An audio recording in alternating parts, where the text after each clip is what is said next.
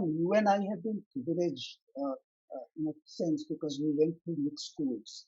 And unfortunately, during the last maybe 10, 15 years, uh, politicians in our country also, focused on having segregated schools, particularly outside of Colombia.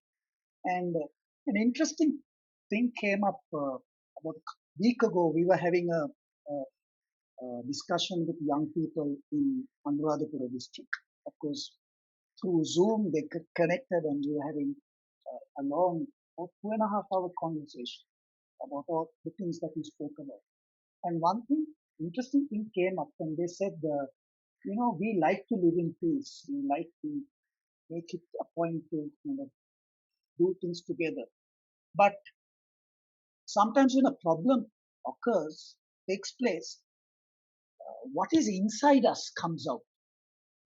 Suddenly we see the difference in other person. We look at the other person and says, okay, he's a Tamil, he's a Muslim, and they were saying that they were struggling with this. Those are the kind of singular words that we use. Now, what I want to ask you as a communicator, we came up with this campaign last year when we were countering hate speech. We're trying to make hate speech uncool, harmful speech uncool. And the whole campaign focus was, we said, let's start with ourselves.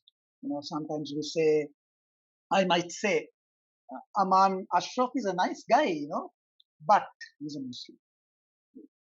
So and so is a good doctor, but he's a Tamil. That kind of tone of reservation in our whole vocabulary is there, and we felt that our whole language has to change, even in our vocabulary. Now, we like to take this whole campaign forward. Once again, as a communicator, and also, a person who thinks out of the box, as it were. How would you take this campaign? Because a lot of, awareness, education, communication work that has to be done, and there has to be, I think, in my view, there has to be a kind of a national strategy to bring people together. Absolutely. I completely agree with you that you require, it's mandatory, in fact, that we do have a national strategy, because a campaign of this nature will never be successful, irrespective of how noble your intent or perhaps even my intents are, if it does not have the blessing and the encouragement of the state's machinery, as it were. Because it is the machinery of state that has the power to drive this campaign into the grassroots, where it is really relevant and where it would have the greatest of resonance. That being said, I mean, merely to deter for a moment to touch on 2 points. One was the point you made about, schools pertaining to certain communities and so on. See, we must also, whilst it's very easy to point a finger and say, this is where it all started, having schools for different communities, you must first understand why that situation arose. That situation arose because there was a genuine issue faced by many of the minority communities in this country, where their children were not being accepted into the larger schools. That's correct. Simply because they belong to a different ethnic denomination.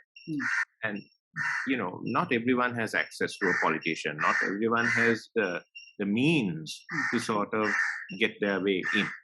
So this led to a serious social issue.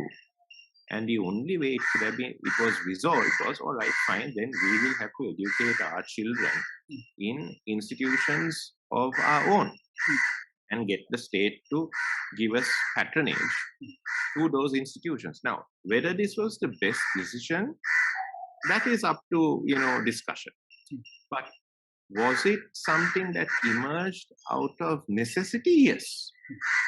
So that is, I think, it's prudent and it's paramount that the history and the circumstances surrounding those events are first understood. That's the first thing. The second thing is in relation to what you mentioned about the emotions felt by people and so on and so forth. I recall an incident which took place many years ago, where I met two individuals from the East uh, who had received opportunities of employment in Colombo, and they had never worked in Colombo before. They hailed from the East. They hailed from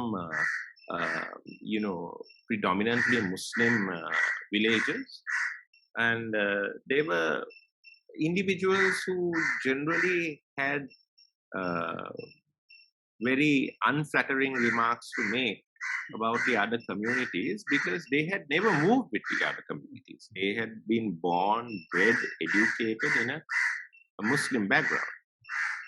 So they came to Colombo and, they worked in Colombo for about 6 months. And one day the two of them turned up at my home. And I said, "Hi, what are you doing here? Come in, have a cup of tea." And they said, "Sir, we've come to apologize." I said, "Why? What have you done?"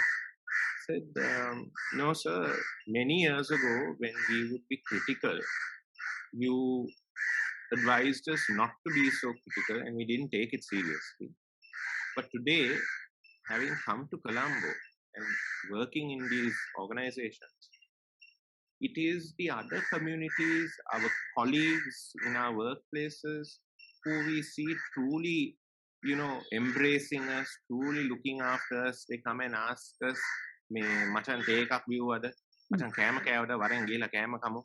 You know, they were dumbstruck, flabbergasted, because they never expected this kind of genuine, humane hospitality.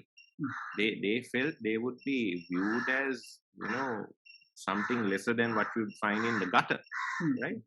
They were so overwhelmed.